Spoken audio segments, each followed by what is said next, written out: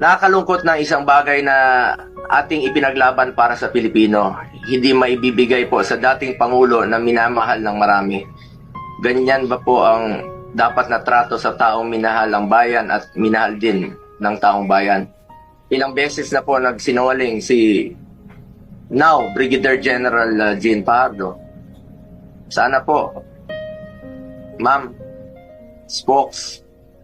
bilang spokesperson, totoo lang po ang sabihin mo, alang-alang sa bayan. Your duty is to be loyal to our flag and to our country.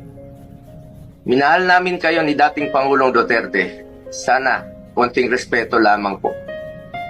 Kung nagawa nyo yan sa akin, magsinungaling, mas nagagawa nyo po yan sa ibang tao. Respeto lamang sana. Gaya ng pagrespeto at pagmamahal namin sa uniform personnel.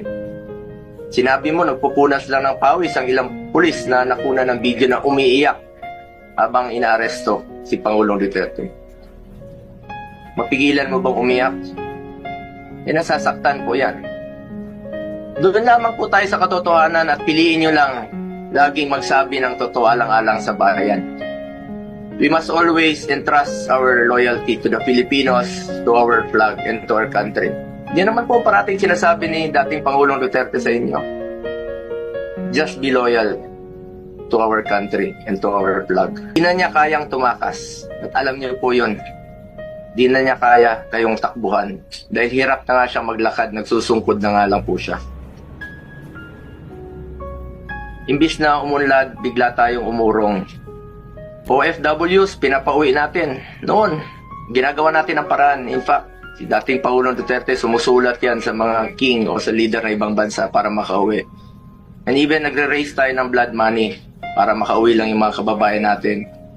Pero bakit baliktad niya yan? Bakit isinuko po ang sarili nating lahi?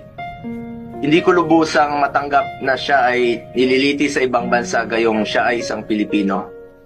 Samantalang mayroon naman tayong maayos na judicial system sa ating bansa na nire-respeto.